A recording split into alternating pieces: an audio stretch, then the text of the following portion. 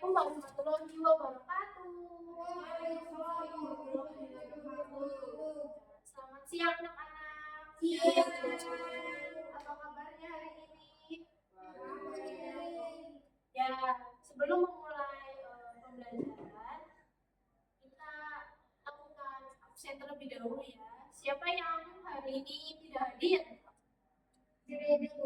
Sudah ada, masuk semua ya. Alhamdulillah. Masuk semua. Oke. Sekarang kita akan belajar tentang mempelajari materi sifat cahaya.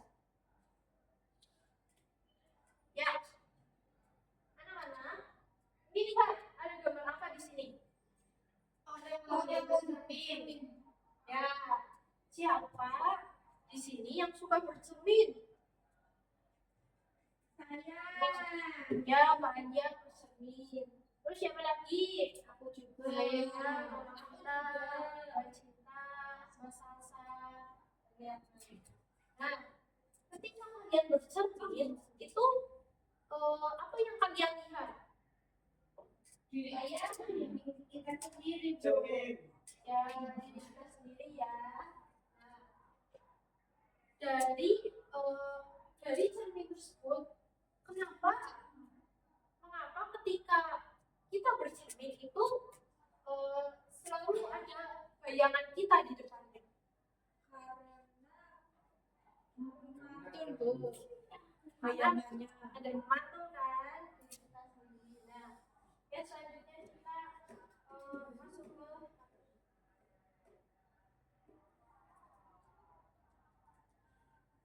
ya. Hari ini kita akan belajar tentang yang pertama menjelaskan pengertian cahaya dengan bahasa yang sederhana. Yang kedua ada mengidentifikasi sumber-sumber cahaya yang ada di sekitar. Yang ketiga menyebutkan dan menjelaskan sifat-sifat cahaya. Dan yang terakhir memberikan contoh penerapan sifat cahaya dalam kehidupan sehari-hari. Baik, selanjutnya di sini ada pengertian. Apa itu cahaya? Cahaya adalah energi yang berbentuk gelombang elektromagnetik yang dapat dilihat oleh mata kita sebagai manusia. Cahaya itu membantu kita melihat benda di sekitar karena memantul dari benda tersebut menuju mata kita.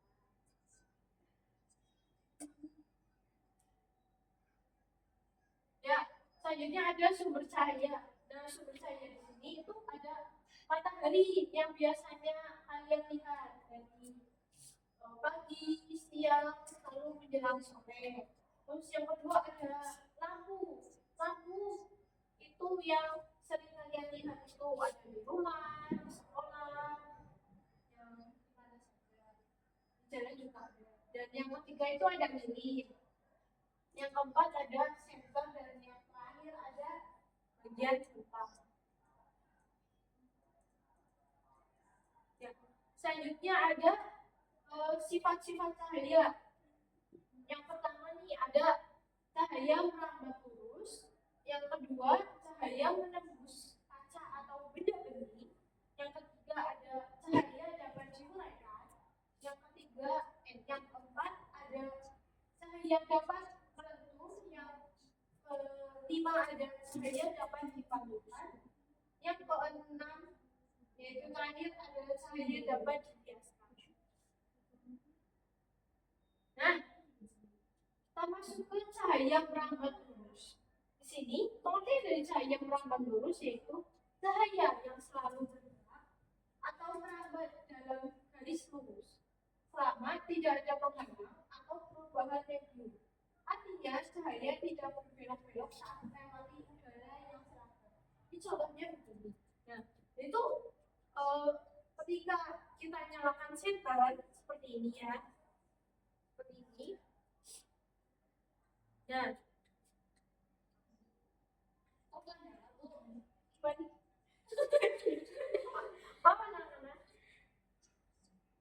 nah, ini itu artinya cahaya merambat lurus, tidak berbelok-belok. Nah, cahaya ini itu dapat ditemukan di sekitar. Contohnya, cahaya matahari yang masuk bisa melalui dengan lubang kecil, lalu menutup garis lurus karena tidak ada penghalang.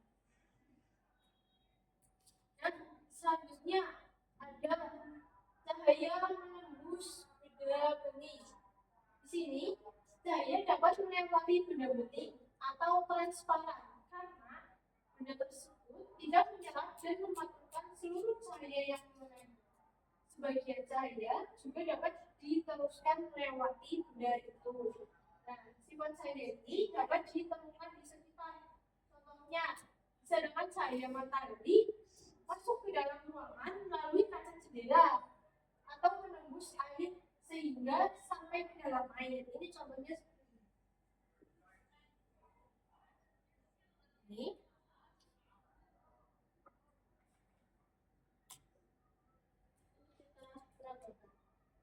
Nah, ini seperti ini dapat menembus benda bening.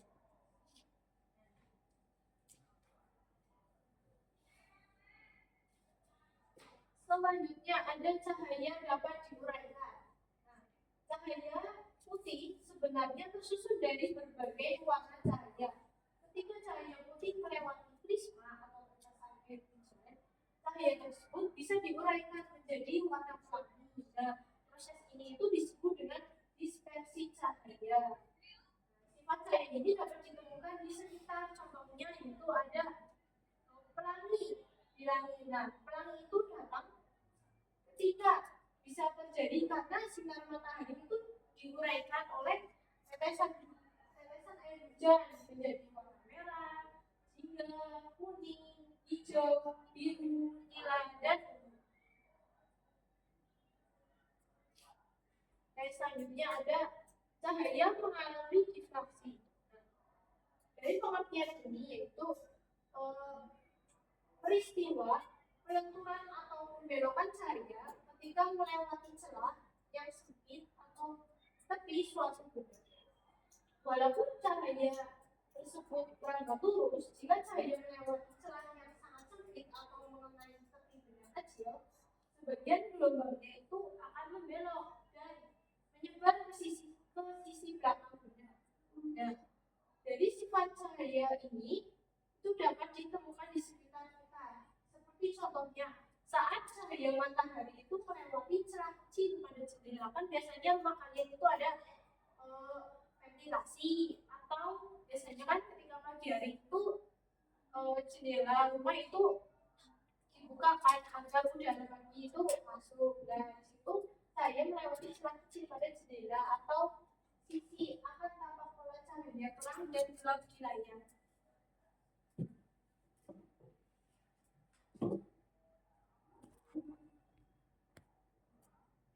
Selanjutnya ada cahaya dapat dipantulkan. Nah, di sini itu cahaya yang mengenai suatu permukaan dapat dipantulkan kembali. Nah, arah rambut cahaya berubah setelah mengenai benda tertentu. Nah, proses ini disebut dengan refleksi. Ada dua jenis pemantulan cahaya, yaitu pemantulan teratur dan pemantulan tidak teratur. Nah, pemantulan teratur terjadi di permukaan halus seperti datar. Cahaya dipantulkan ke satu arah. Sedangkan pemantulan tidak teratur terjadi pada permukaan kasar seperti tembok atau kertas. Nah, cahaya dipantulkan ke berbagai arah. Nah, di sini aku akan memperagakan bahwa cahaya itu dapat dipantulkan. Nah, ini ada senter. Ini ada sebuah kaca yang berbentuk datar.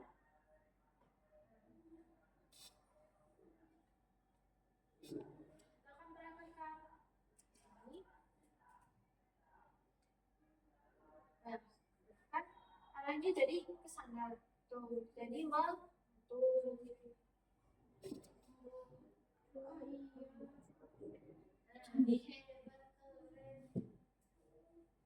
selanjutnya ada cahaya dapat dibelokkan.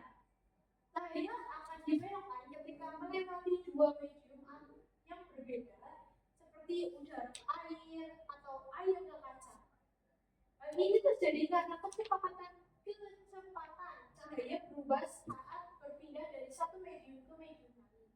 Nah, sifat cahaya ini dapat ditemukan di sekitar, contohnya pensil yang berada di dalam gelas yang berisi air, tampak patah atau belok di permukaan air, dan ikan juga ketika berada di kolam itu terlihat lebih dekat ke permukaan daripada sebenarnya. Ini ibu akan terangkan. Ini sifat cahaya dapat dibedakan. Ini kan, lihat. Bisa ya. Iya bisa. Cahaya kalau belok-belok keriting apa enggak? Enggak, keritingnya berdiri. Nah,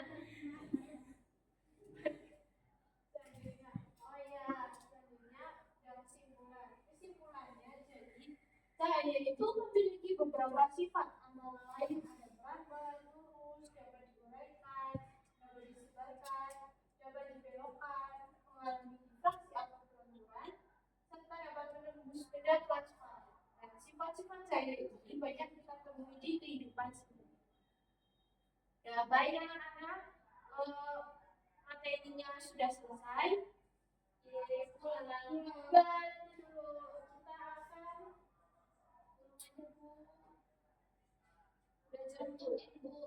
Nih mengerjakan LKPD kelompok semuanya sendiri aja ya. Ini harus kelompokan. Ini. Nah, jadi di sini tuh ada LKPD, di mana LKPD-nya yang tadi sudah ibu ajarkan. Di sini ada ibu sudah siapkan alat dan bahan, nanti kalian tinggal praktekkan sendiri sesuai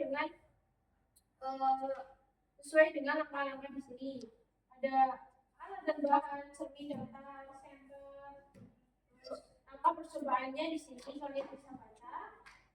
Terus dan ini juga ada di baliknya, yaitu sama ibu juga tadi sudah memperagakan. Itu ada alat dan bahan, ada gas plastik, air, sampel, dan langkah percobaan di sini harus dibacakan. So, diumpulkan ya ketika pertemuan berikut. Oh ya, untuk kelompoknya kita membentuk menjadi ini karena ada 1, 2, 3, 4, 5, 6. Kita bagi menjadi 2 kelompok ya. Jadi 2 kelompok. Mbak Cinta, Mbak Novita, dan Mbak Elanda, terus Mbak Sasa, Mas Dava, dan Mbak Alia, mana ya? Ada tuh ini ya, gimana? Boleh sekolah tuh, maksudnya boleh sih. Katanya. Boleh apa?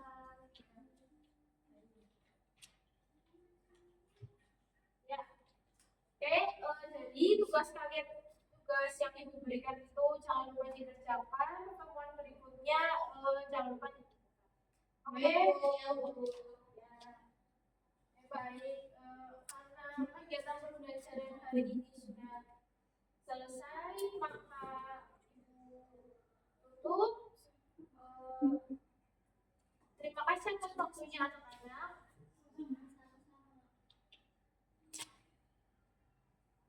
Ya, sebelum kita menutup pelajaran, kita berdoa terlebih dahulu ya. Tadi waktu awal ibu lupa. Yuk, ibu pimpin berdoa mulai.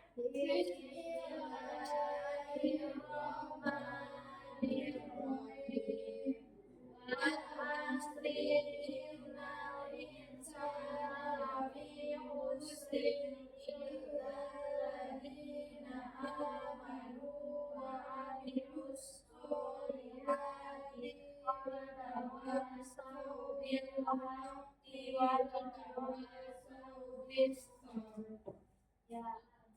Terima kasih. Assalamualaikum warahmatullahi wabarakatuh. Waalaikumsalam warahmatullahi wabarakatuh.